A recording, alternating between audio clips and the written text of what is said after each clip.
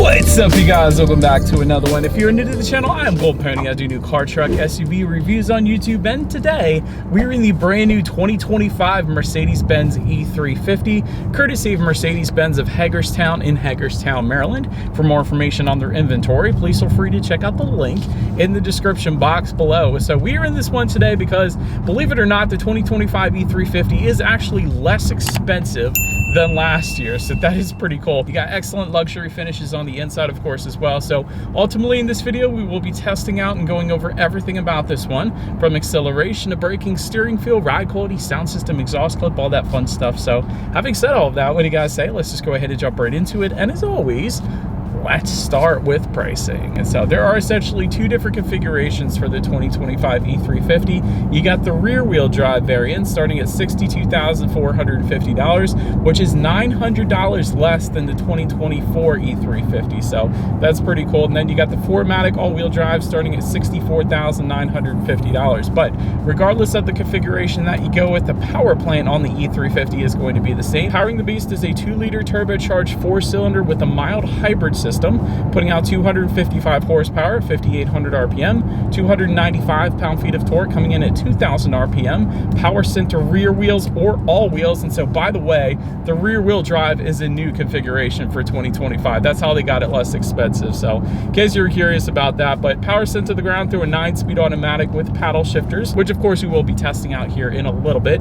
0 to 60 time coming in at approximately 6.1 seconds, with MPG numbers coming in at 24 in this city, 33 on the highway. That's pretty impressive, taking premium unleaded fuel. So before we do any kind of fun paddle shifter or acceleration test here in the E350, I did want to mention to you guys the drive modes. And so there's a button labeled dynamic just in front of the cup holders here, and that'll give you drive modes like eco, comfort, sport, and individual, adjusting things like the shift points, the throttle response, the steering sensitivity, and the all-wheel drive system engagement as well. So now that I've got all of that out of the way, what do you guys say? Let's go ahead and find a straightaway. Let's put the paddle shifters and acceleration here to the test. I want to see how quickly the paddle shifters react for us, and of course let's see how quickly we can get this one here up to speed. All right, got it in sport driving mode, found our straightaway. We're in manual shift mode here in 3, 2, 1, go. There it is.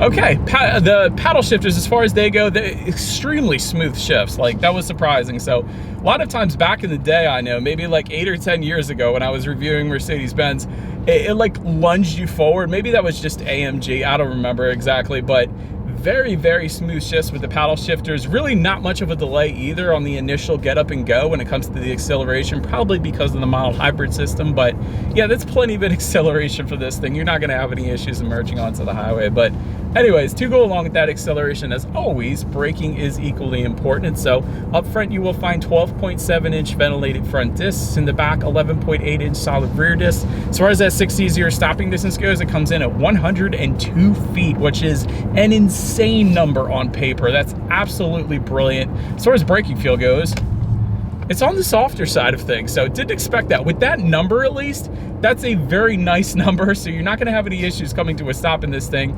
But it's definitely more of a luxury braking feel as opposed to a sports sedan braking feel. I'll put it that way. It's not as firm as I thought it was going to be. So yeah, anyways, then touching on suspension and handling, independent front and rear suspension, of course, gas pressurized shock absorbers, but you also get an adaptive damping suspension. If you guys watch my videos, you know I love an adaptive damping suspension. So what that does is it monitors each shock absorber individually, not only adjusting to the road imperfections, giving you a smoother ride, but it also tightens up the suspension during heavy cornering, giving you better handling as well. So it really does give you the best of both worlds. That's always one I personally look for because I can tell the difference. It's absolutely amazing. It's a night and day difference in terms of ride quality. That's the one I always particularly notice the most. But also, there is an optional suspension package called the Airmatic package. It goes for $3,200. That, of course, does give you an air suspension. So when you combine that with the adaptive damping suspension, it really doesn't get any better ride quality than that in existence. But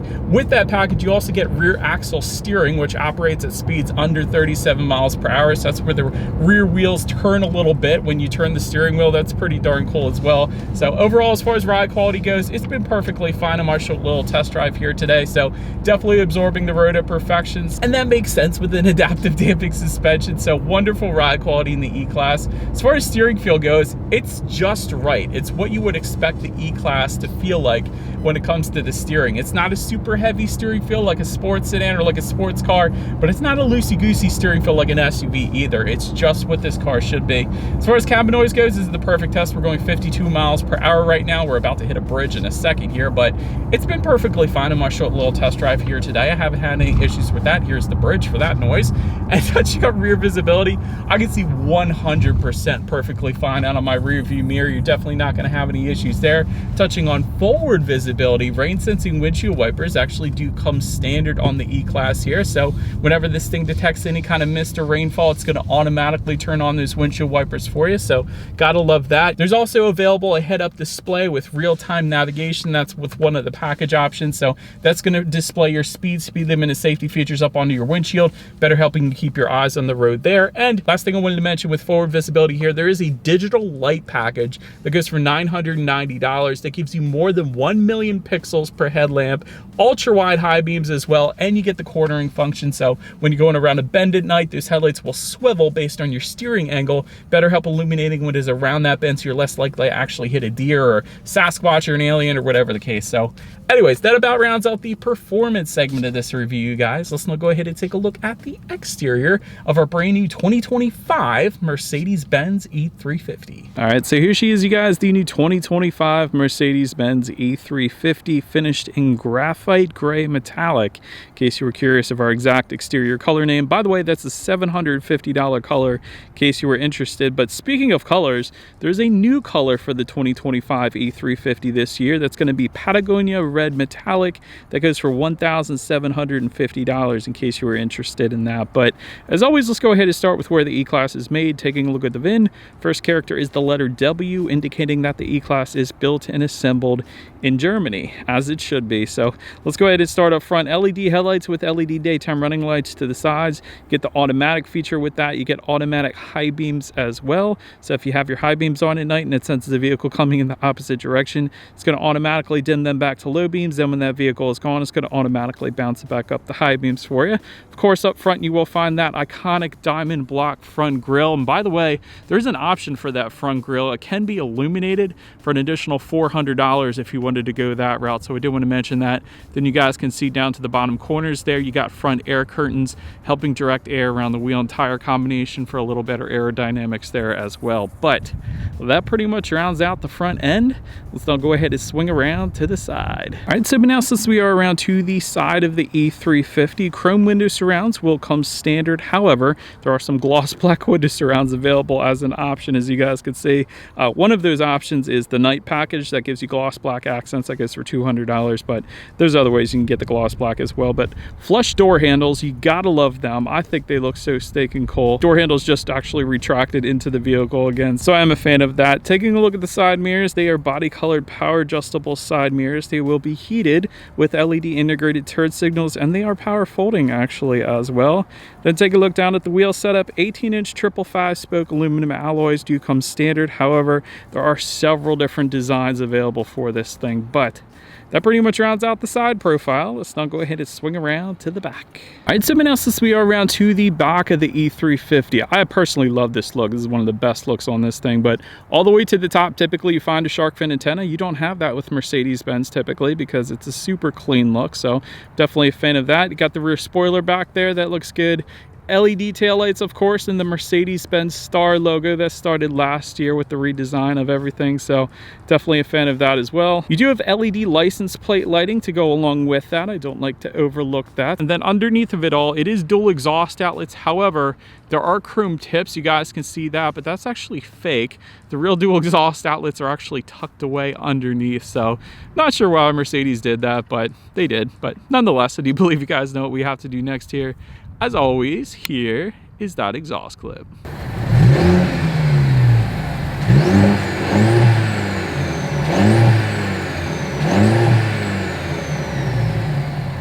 Alright, so but now since we are around to the back of the E-Class, when it comes to opening that rear trunk, it is actually a hands-free power trunk.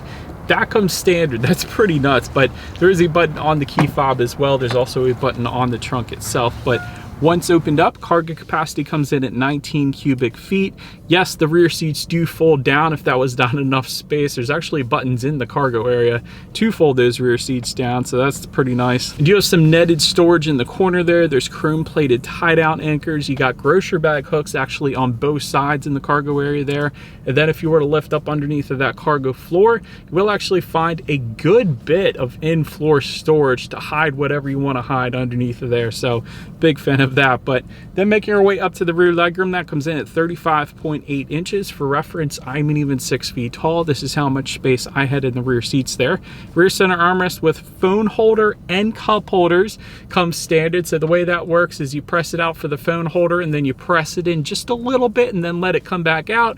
And then that's how you get the cup holder. So it's a little bit tricky if you're not familiar with it, but they do exist. They're hidden in there. But rear ventilation coming standard back there. You got dual rear USB charging ports as well for the second row, and a little bit of storage underneath of that rear ventilation there too. But then making our way up to the front seats, MB-Tex upholstery coming standard. Leather seats go for around $800.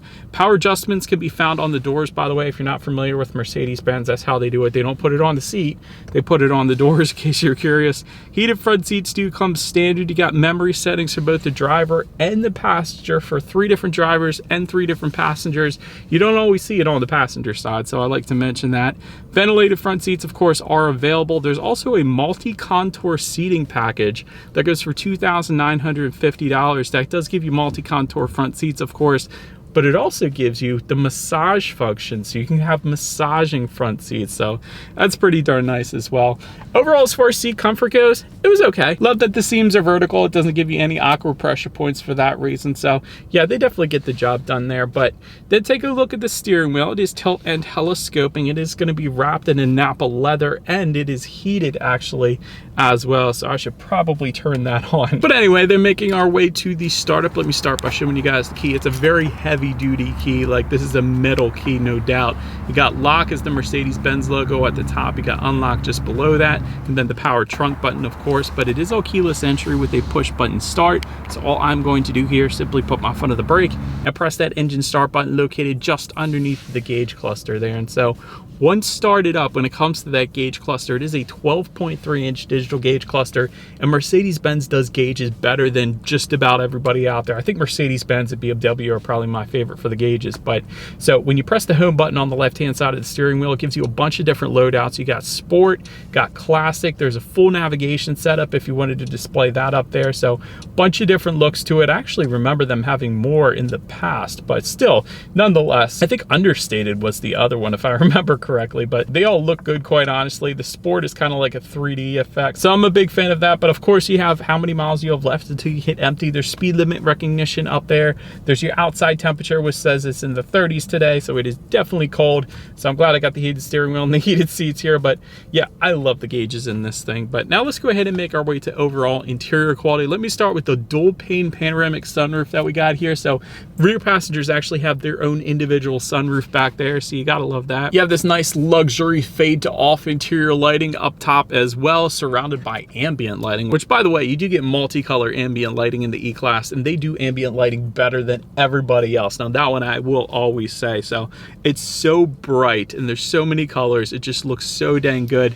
Even the Mercedes-Benz logos found just above the passenger side glove box, etched into this matte wood here, that's all displayed with the ambient lighting color that you set up as well. So absolutely love it. But frameless rear view mirror with home light controls for up to 3 different garage doors. Got leatherette door trim inserts as well. There is a wireless phone charger just located just in front of the cup holders here. Dual zone climate control coming standard. There is an M-Buck super screen package. I wanted to mention that goes for $1,500. It essentially gives the front passenger here their own infotainment screen as well, and that comes with a selfie and a video camera, and it's a coated screen, by the way, so it won't reflect light and distract the driver whatever they say. So still have yet to see that, so that would be pretty cool. But anyways, aluminum speaker covers as well. I always like to mention that. That's by Burmester. So we'll test out the sound system here in a little bit, but the interior quality in Mercedes just absolutely unmatched. Like all the wood trim accents, the ambient lighting is absolutely insane. The aluminum speaker covers, all the Nappa leather and leather finishes in this thing, it's just done so well. But anyways, let's go ahead and check out this massive infotainment screen now. It is a 14.4-inch color touchscreen display. Get Bluetooth and audio streaming with that, Android Auto, Apple CarPlay. You can check out your driving statistics up there. There's factory navigation system as well. You can shop on Amazon. You can watch Finding Nemo on Disney Plus. You can watch Gold Pony YouTube videos. I'm just saying, so quite a bit you can do up there, and I'm not even joking with that stuff. It's just absolutely insane. But you got your driving statistics up there, of course, all your climate control information and your radio information, of course, as well. So when it comes to the sound system, we are looking at a Burmester 17 speaker 4D surround sound system with 730 watts. So I do believe you guys know what we have to do next here. Let's go ahead and turn on the radio. Let's see what we got playing today, and let's test out the clarity of this one. It's incredible. That's an excellent sound system. Plenty of bass, plenty of clarity. This is a brilliant sound system, and you gotta appreciate the aluminum speaker covers. But anyways, last thing I wanted to mention to you guys on that infotainment screen at least is when you do put the E-Class in reverse, you will find a rear view camera coming standard. There's a panoramic view monitor there to the left as well, which is always going to lead us into safety. And so the 2024-2025 E-Class has not yet been tested by IIHS, so I can tell you that. However, the 2023 E-Class was an IIHS top safety pick plus, so I'll just leave it at that. But front side curtain airbags do come standard. You got a driver's knee airbag up front as well. In the back, you're gonna have latch, aka lower anchors and tethers for children for the rear car seats, rear child door locks, tire pressure monitoring system, but also coming standard, forward collision mitigation. You got parking sensors, active brake assist, autonomous emergency braking, and blind spot assist then as well. Then I did want to mention there is a driver assistance package that goes for $1,950 that gives you adaptive cruise control, active brake assist with turning and cross traffic function, emergency stop assist, lane change assist, lane keep assist, speed limit assist, congestion emergency braking, and evasive steering assist then as well. So overall, when it comes to my final thoughts here of the E350, the tech is absolutely amazing. The screen is massive here front and center. The gauges are the best. Love the different loadouts up there as well. Ambient lighting is literally the best that you can possibly get out there right now as well. So he's a huge fan of that. Great interior quality, already went over that. Sound system is incredible as well. The only constructive criticism I can think of, and actually I'll give you two things. You know what? Safety should be standard. That's the first thing. That last safety package, I think like 90% of that comes on a Corolla. That is one thing I would like to see Mercedes-Benz change. And then the other thing, just me personally, because I like naturally aspirated engines, is I would personally probably rather have a naturally aspirated V6 in this thing. You can even put them on a hybrid system. I'm fine with that, but just not the turbocharged 4-cylinder. I don't know, that's just me. You probably have more horsepower, quite honestly, if you went with a naturally aspirated V6. There's plenty of V6s out there with over 300 horsepower. MPGs might suffer a little bit, but you would have better reliability in the end, and that's personally what I would go for. But anyways, let me know what you guys think of the E350 in the comment section below. That's about it for this one, you guys. Thank you so much for watching. Feel free to follow me on social media at the bottom of the screen if you want to see what's coming next on the channel before it gets to YouTube. Be sure to hit the subscribe and the bell notification button if you're into new car reviews. That is what we do here on this channel after all. Do appreciate you guys watching more than you know. I will see you guys all in the next video. Stay gold.